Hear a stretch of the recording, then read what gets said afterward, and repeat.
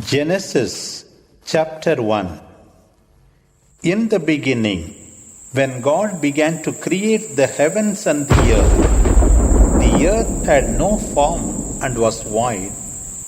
Darkness was over the deep, and the Spirit of God hovered over the waters. God said, "Let there be light," and there was light.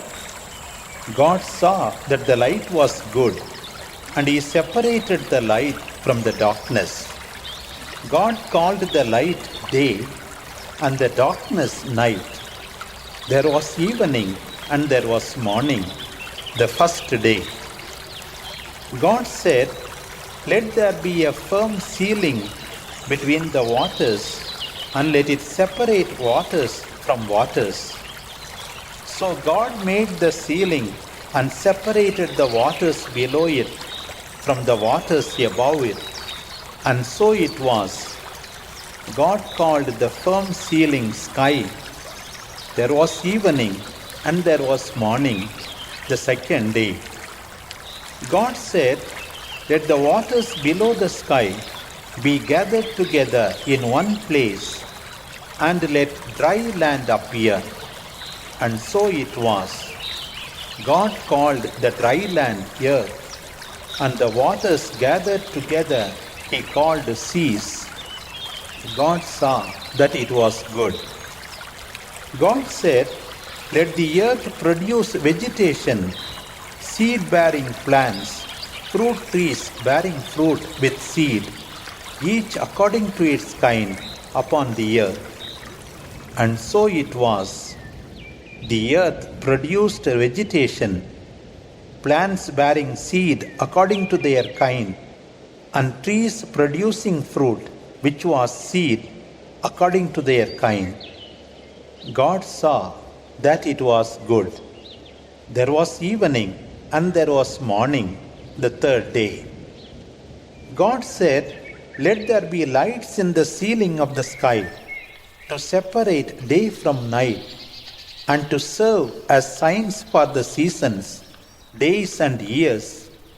And let these lights in the sky shine above the earth." And so it was. God therefore made two great lights, the greater light to govern the day, and the smaller light to govern the night. And God made the stars as well. God placed them in the ceiling of the sky, to give light on the earth, and to separate the light from the darkness. God saw that it was good. There was evening, and there was morning, the fourth day. God said, "Let the water teem with an abundance of living creatures, and let birds fly above the earth under the ceiling of the sky."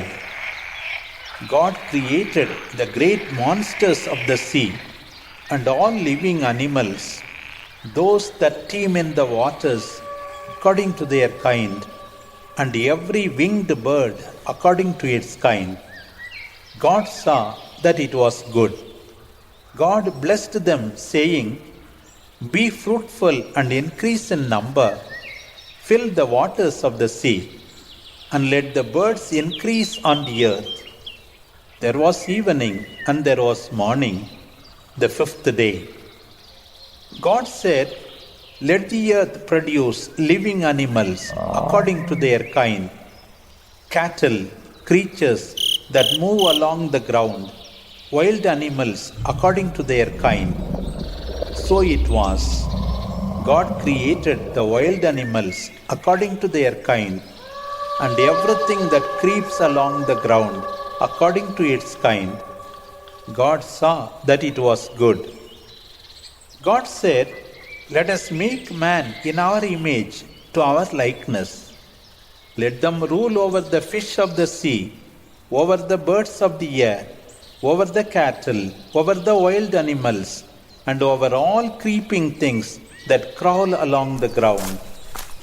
So God created man in His image.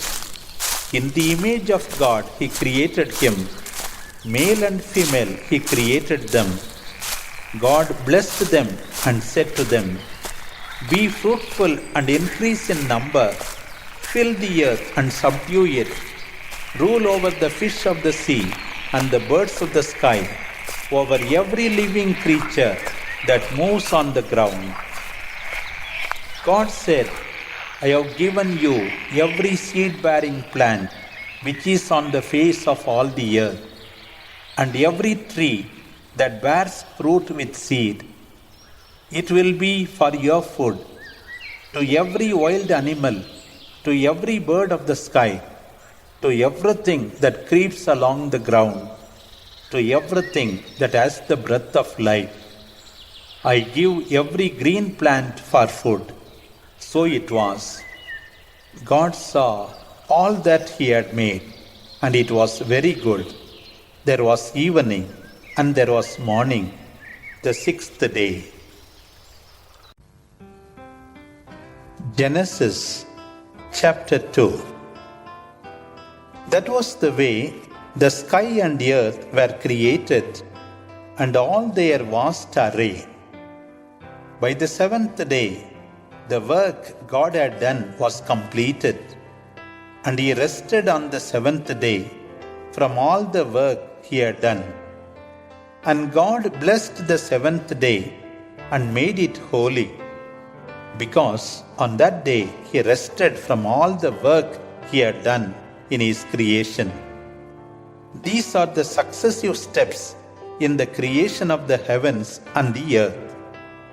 On the day that Yahweh God made the earth and the heavens, there was not yet on the earth any shrub of the fields, nor had any plant yet sprung up, for Yahweh God had not made it rain on the earth, and there was no man to till the earth. But a mist went up from the earth and watered the surface of the earth. Then Yahweh God formed man, dust drawn from the clay, and breathed into his nostrils a breath of life, and man became alive with breath. God planted a garden in Eden in the east, and there He placed man whom He had created. Yahweh God caused to grow from the ground every kind of tree that is pleasing to see and good to eat, also the tree of life in the middle of the garden, and the tree of the knowledge of good and evil. A river flowed from Eden to water the garden, and from there it divided to form 4 main streams. The name of the first river is Pishon. It is the one that flows around all the country of Havilah, where there is gold, and the gold of that country is good. Bdellium and onyx stone are there. The name of the second river is Gihon. It is the one that flows around all the land of Cush. The name of the third river is Tigris. It is the one that flows to the east of Assyria. The fourth river is the Euphrates. Yahweh God took man and placed him in the Garden of Eden to till it and take care of it.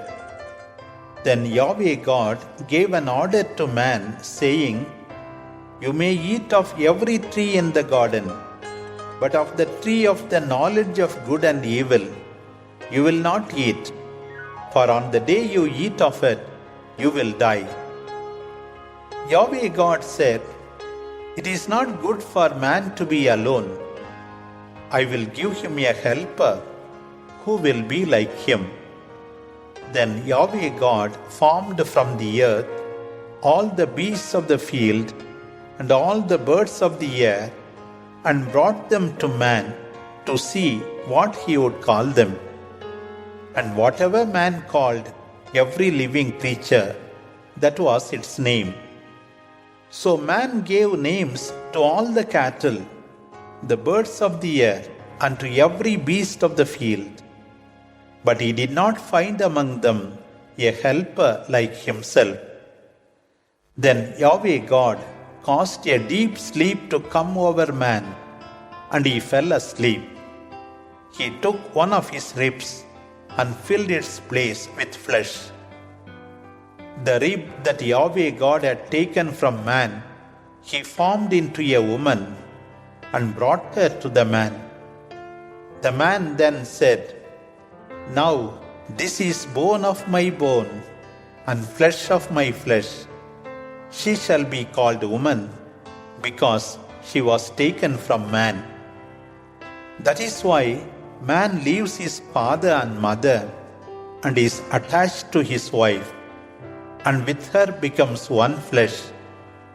Both the man and his wife were naked and were not ashamed.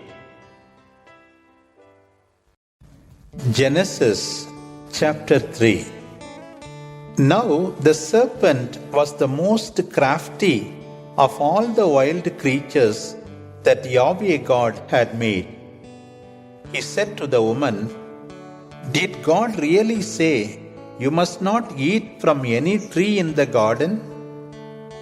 The woman said to the serpent, "We may eat the fruit of the trees in the garden, but of the fruit of the tree that is in the middle of the garden, God said, 'You must not eat, and you must not touch it, or you will die.' The serpent said to the woman, 'You will not die, but God knows that the day you eat it, your eyes will be opened, and you will be like gods, knowing good and evil.' The woman saw that the fruit was good to eat, and pleasant to the eyes, and ideal for gaining knowledge. She took its fruit and ate it, and gave some to her husband, who was with her. He ate it. Then their eyes were opened, and both of them knew they were naked. So they sewed leaves of a fig tree together and made themselves loincloths.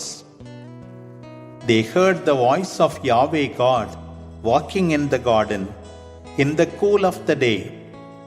And they, the man and his wife, hid from Yahweh God among the trees of the garden. Yahweh God called the man, saying to him, "Where are you?" He said, "I heard your voice in the garden, and I was afraid because I was naked, so I hid." God said, "Who told you that you were naked? Have you eaten of the tree I ordered you not to eat?" The man answered, "The woman you put with me gave me fruit from the tree, and I ate it." God said to the woman, "What have you done?" The woman said, "The serpent deceived me, and I ate." Yahweh God said to the serpent, "Since you have done that, be cursed among all the cattle and wild beasts. You will crawl on your belly and eat dust all the days of your life. I will make you enemies, you and the woman, your offspring and her offspring. He will crush your head, and you will strike his heel." To the woman, God said, "I will increase your suffering in childbearing, and you will give birth to your children in pain. You will be dependent on your husband, and he will lord it over you." To the man he said, "Because you have listened to your wife, and have eaten from the tree of which I forbade you to eat, cursed be the soil because of you. In suffering you will provide food for yourself from it all the days of your life. It will produce thorn and thistle for you, and you will eat the plants of the field. With sweat on your face you will eat your bread until you return to clay, since it was from clay that you were taken. For you are dust, and to dust you shall return. The man called his wife by the name of Eve because she was the mother of all the living. Yahweh God made garments of skin for the man and his wife, and with these he clothed them. Then Yahweh God said, "Man has now become like one of us, making himself judge of good and evil. Let him not stretch out his hand to take and eat from the tree of life as well, and live forever." So God caused him from the Garden of Eden to till the soil from which he had been made. And after having driven the man out, God posted cherubim and a flaming sword that kept turning at the east of the Garden of Eden to guard the way to the tree of life.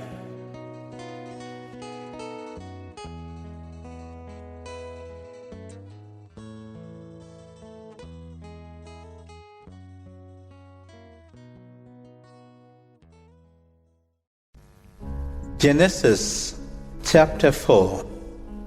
Adam had intercourse with Eve his wife. She became pregnant and gave birth to a child. She named him Cain, for she said, "I have got a man with help from Yahweh." She later gave birth to Abel, his brother. Abel was a shepherd and kept flocks, and Cain tilled their soil. It happened after a time that Cain brought fruits of the soil as an offering to Yahweh. Abel, for his part, brought the firstborn of his flock and some fat as well. Now Yahweh was well pleased with Abel and his offering, but towards Cain and his offering he showed no pleasure. This made Cain very angry and downcast. Then Yahweh said to Cain, "Why are you angry and downcast? If you do right, why do you not look up? But if you are not doing what is right, sin is lurking at the door. It is striving to get you, but you must control it." Cain said to his brother Abel, "Let's go to the fields." Once there, Cain turned his brother Abel and killed him. Yahweh said to Cain, "Where is your brother Abel?" He answered, "I don't know. Am I my brother's keeper?" Yahweh asked, "What have you done?" "Your brother's blood cries out to me from the ground. Now be cursed and driven from the ground that has opened its mouth to receive your brother's blood that your hand has shed. When you till the soil, it will no longer yield you its produce. You will be a fugitive wandering on the earth." Cain said to Yahweh, "My punishment is greater than I can bear. See, today you drive me from this land.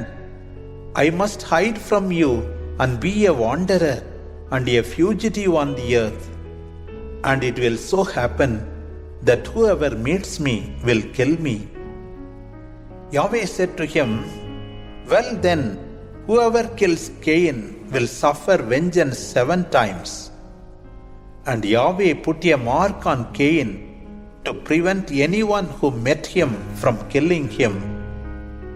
Cain then went from Yahweh's presence and settled in the land of Nod to the east of Eden. Cain had intercourse with his wife. She conceived and gave birth to Enoch. As he was building a town, he called it by the name of his son Enoch. A son, Irad, was born to Enoch. Irad became father of Mehujael, and Mehujael of Methusael, and Methusael of Lamech. Lamech had 2 wives, Ada and Silla. Ada gave birth to Babel. He was father to those who live in tents and keep flocks. His brother was Jubal. He was father to all those who play the lyre and flute. As for Zillah, she gave birth to Tubal-Cain, forger of all tools in bronze and iron. The sister of Tubal-Cain was Naamah. Lamech said to his wives, Ada and Zillah, hear my voice. Voice of Lamech, listen to what I say. For I killed a man for wounding me, and a boy for striking me. If Cain will be avenged 7 times, then Lamech 77 times. Adam again had intercourse with his wife, and she gave birth to a son, and named him Seth. For she said, Yahweh has given me another child in place of Abel, since Cain killed him. To Seth also a son was born, and he called him Enosh. At that time, people began to call on the name of Yahweh. Genesis chapter 5. This is the account of Adam's descendants. When God created Adam, He made him in the likeness of God. Male and female He created them. He blessed them and called them man on the day they were created. Adam was 130 years old when he became father of a son born in his own likeness, in his own image, and he named him Seth. After the birth of Seth, Adam lived for 800 years and had other sons and daughters. Altogether, Adam lived 930 years. Then he died. When Seth was 105, he became father of Enosh. After the birth of Enosh, Seth lived 807 years. He had other sons and daughters. Altogether, Seth lived 912 years. Then he died. When Enosh was 90 years old, he became the father of Canaan. After the birth of Canaan, Enosh lived 815 years, and he had other sons and daughters. Altogether, Enosh lived 905 years. Then he died. When Canaan was 70 years old, he became father of Mahalalel.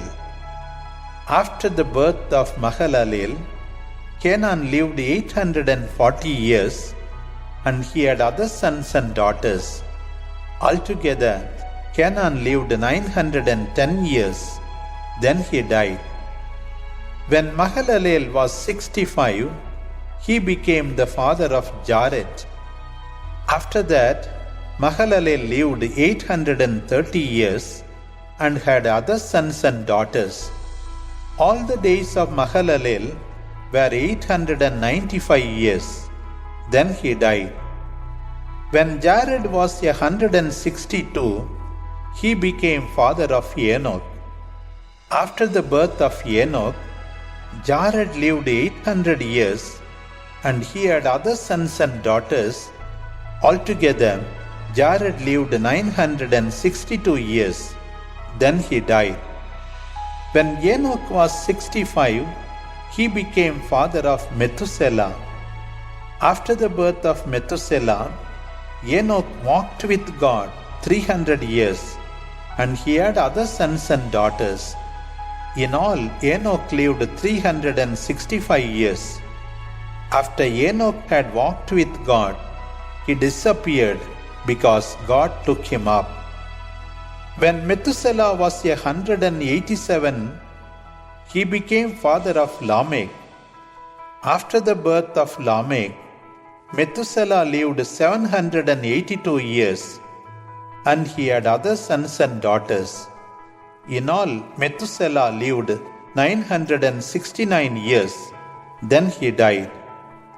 Lamech was 182 when he became father of a son and named him Noah, for he said, "He will console us in the hard toil and suffering of our hands, because of the soil that was cursed by Yahweh." After the birth of Noah, Lamech lived 595 years, and he had other sons and daughters. In all, Lamech lived 777 years. Then he died. When Noah was 500 years old, he became the father of Shem, Ham, and Japheth. Genesis chapter 6. When people began to increase on the earth, and daughters were born to them, the sons of God saw that men's daughters were very beautiful, so they married those they chose. Yahweh then said, "My spirit will not remain in man forever, for he is flesh. His span of life will be 120 years. At that time there were giants on the earth, and afterwards as well, when the sons of God went to the daughters of men and had children by them. These were the heroes of old, men of renown.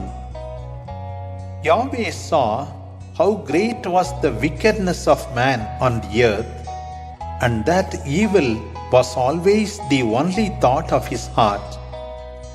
Yahweh regretted having created man on the earth, and his heart grieved.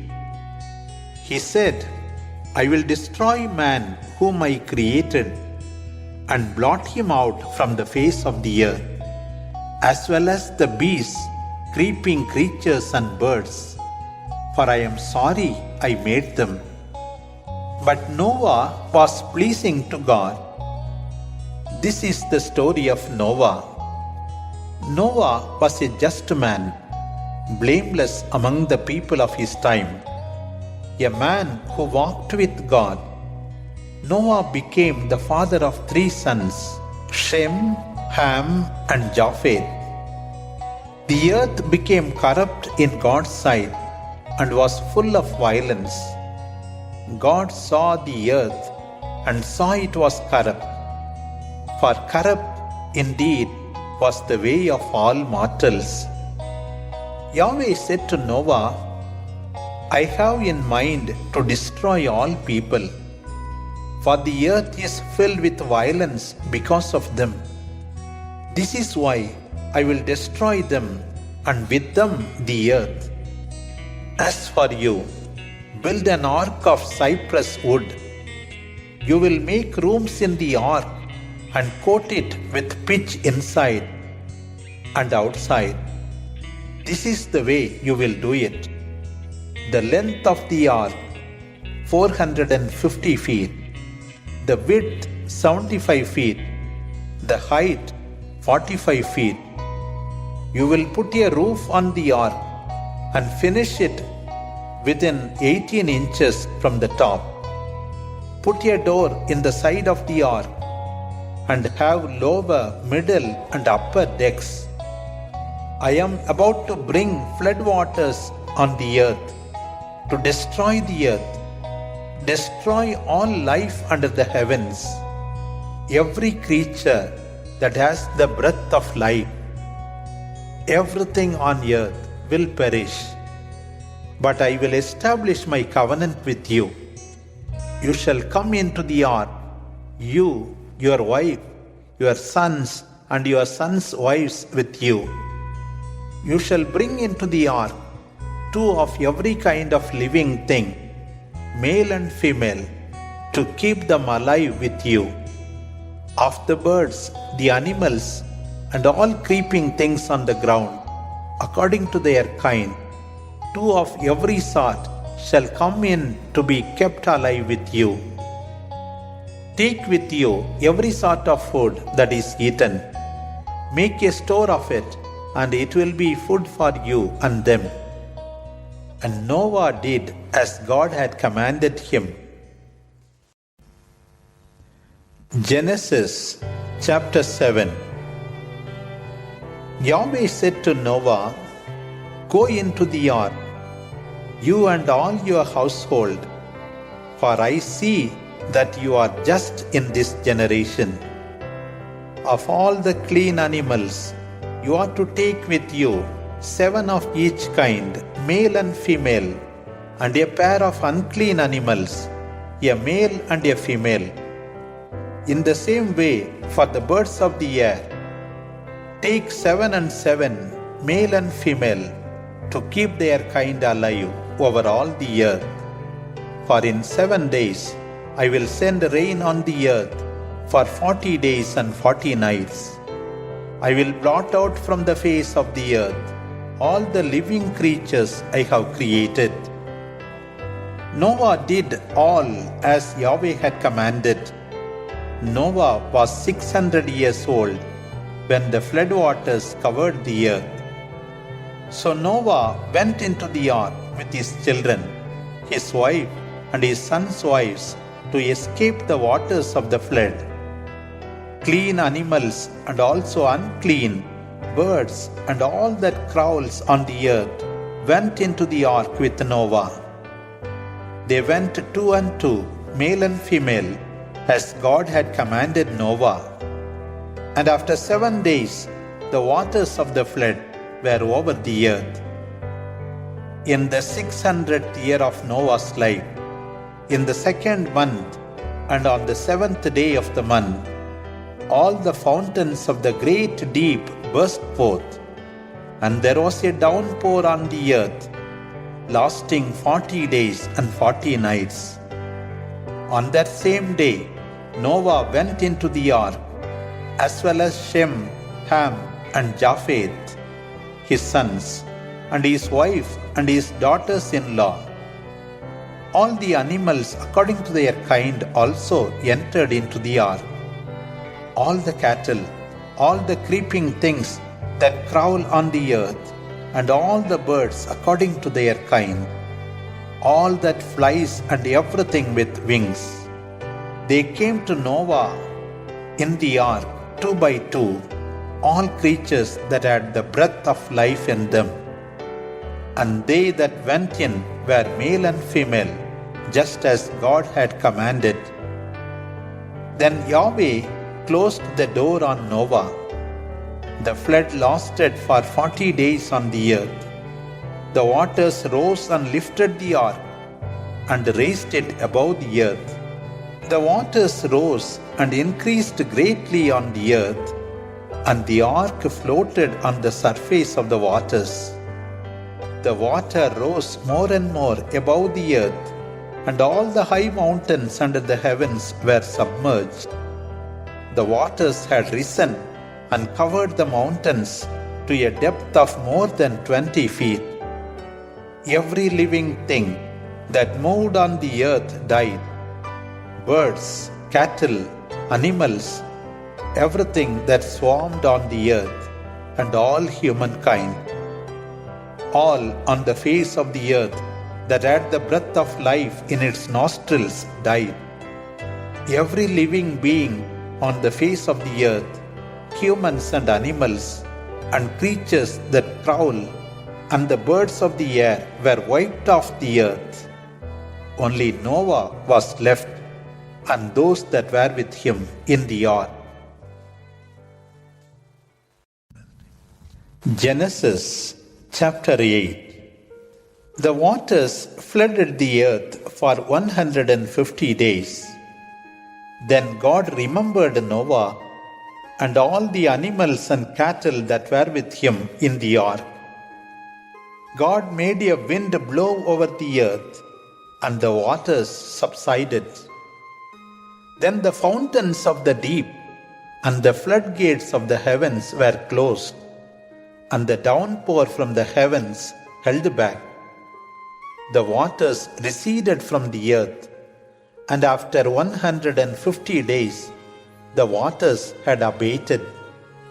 In the 7th month, in the 17th day of the month, The ark rested on Mount Arad. The waters continued to recede until the 10th month. On the first day of the 10th month, the mountain tops could be seen. At the end of the 40 days, Noah opened the window of the ark that he had built and let the raven out. This went off and kept flying to and fro until the waters had dried up from the earth.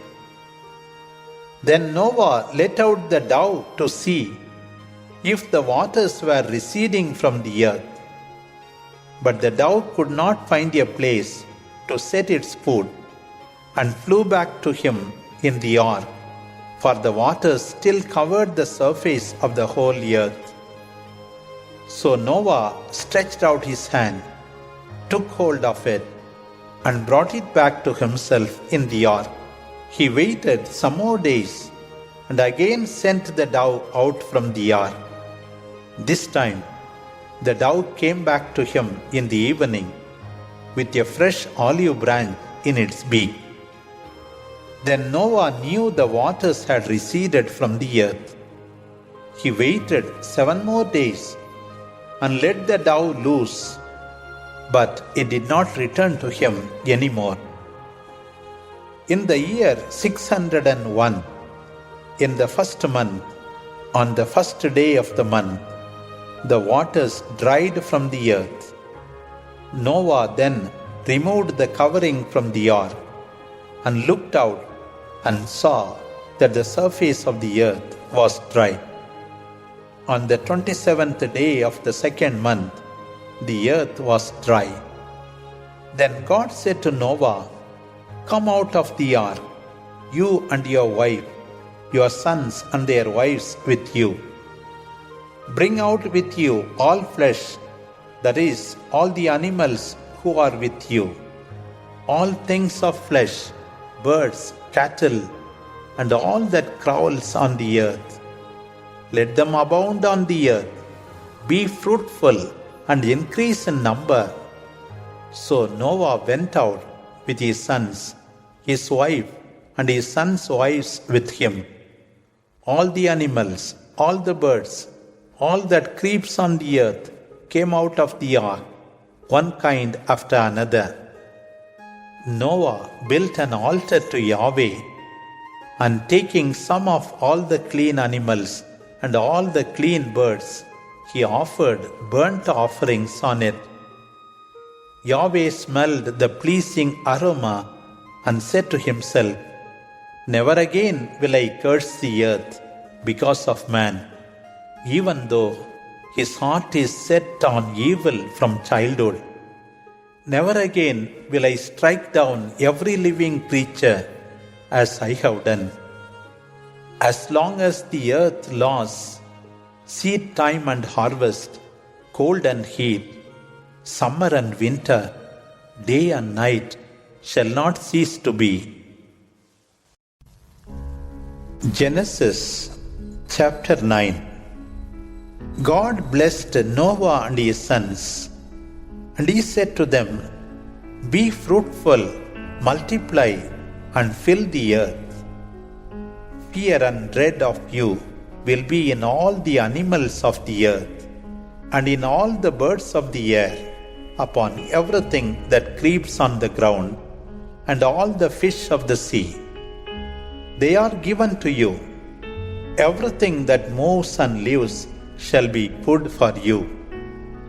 As I gave you the green plants, I have now given you everything. Only you shall not eat flesh with its life, that is its blood. But I will also demand a reckoning for your lifeblood. I will demand it from every animal, and from man too I will demand a reckoning for the life of his fellow man. He who sheds the blood of man shall have his blood shed by man. For in the image of God has God made man. As for you, be fruitful and increase. Abound on the earth and be master of it. God spoke to Noah and his son, "See, I am making a covenant with you, and with your descendants after you, also with every living animal with you, birds, cattle, that is, with every living creature of the earth that came out of the ark. I establish my covenant with you. Never again will all life be cut off by the waters of a flood, and never again will there be a flood to destroy the earth." God said, "This is the sign of the covenant I make between me and you and every animal living with you for all future generations. I set my bow in the clouds, and it will be a sign of the covenant between me and the earth. When I bring clouds over the earth, and the rainbow appears in the clouds, I will remember the covenant between me and you and every kind of living creature, so that never again will flood waters destroy all flesh. When the rainbow is in the clouds, I will see it and remember the everlasting covenant between God and every living creature of every kind that exists on the earth." God said to Noah, "This is the sign of the covenant I have made between me and all that has life on the earth." The sons of Noah who came out of the ark were Shem, Ham, and Japheth. Ham is the ancestor of Canaan. These were Noah's 3 sons, and from them the whole earth was peopled. Noah, a man of the soil, set about planting a vineyard. He drank the wine, became drunk, and lay uncovered in the middle of his tent. When Ham, Canaan's ancestor, saw his father's nakedness, he told his 2 brothers outside the tent. But Shem and Japheth took a cloth, put it on their shoulders, the 2 of them, then walked backwards and covered their father's nakedness. Their faces were turned away, and they did not see their father's nakedness. When Noah awoke from his wine, he knew what his youngest son had done to him. And he said, "Cursed be Canaan, he shall be his brother's meanest slave."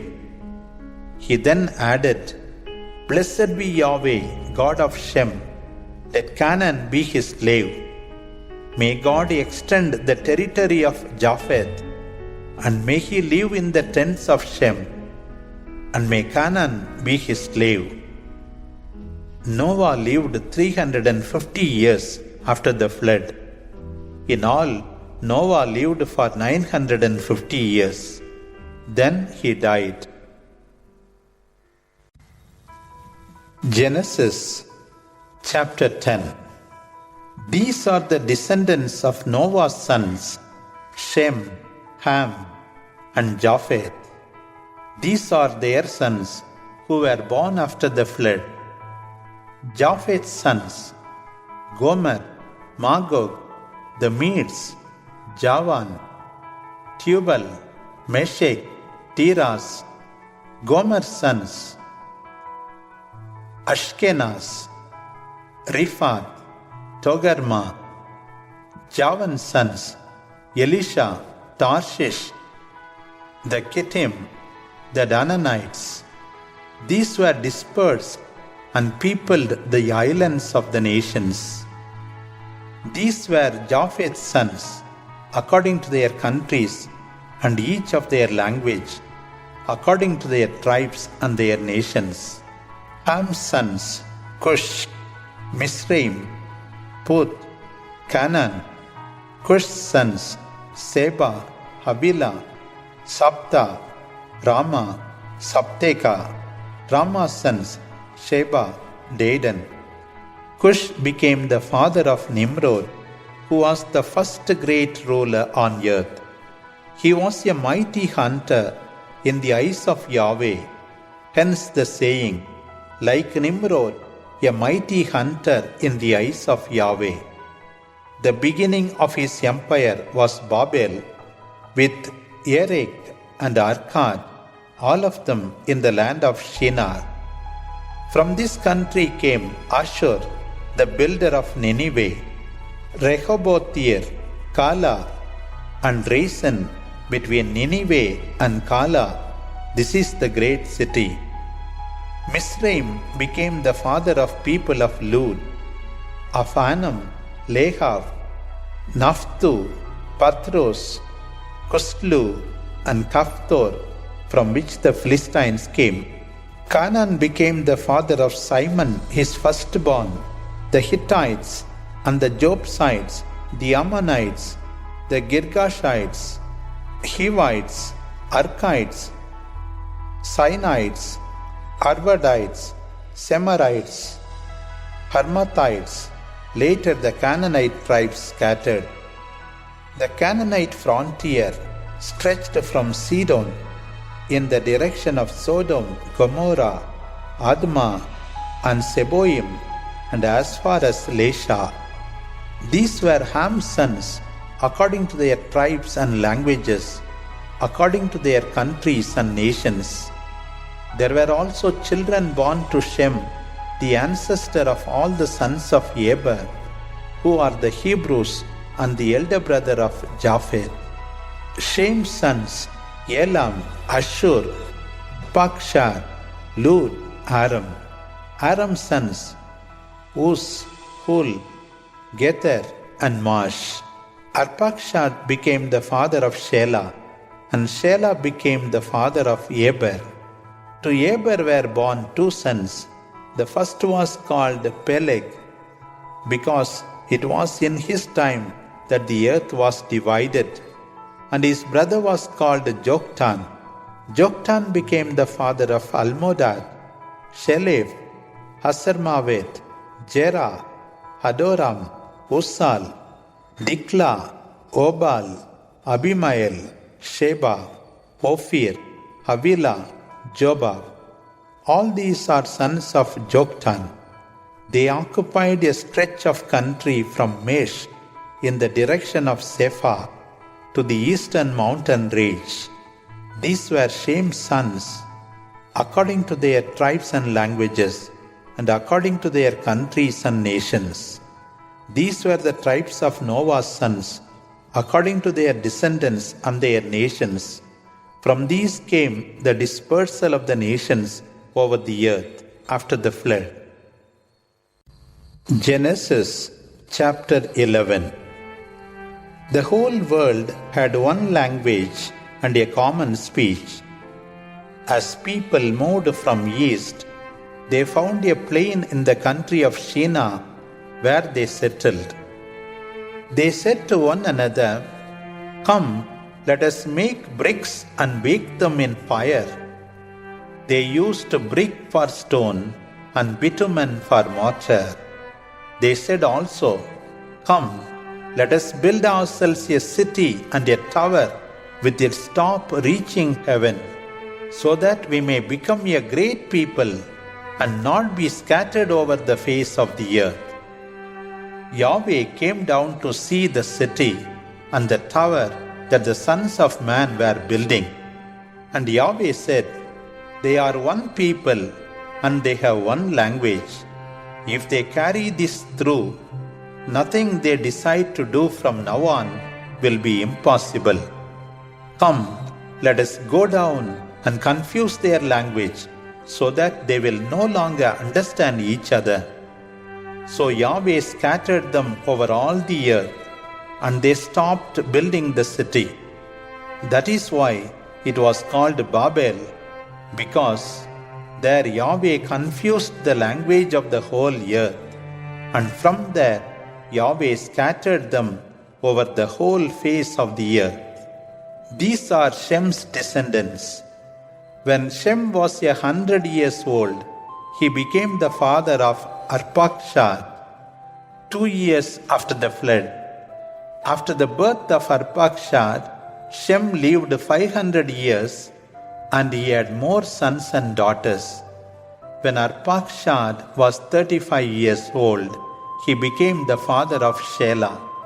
After the birth of Shelah, Arpachshad lived 403 years, and he had more sons and daughters.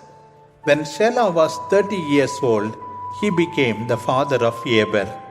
After the birth of Eber, Shelah lived 403 years, and he had more sons and daughters.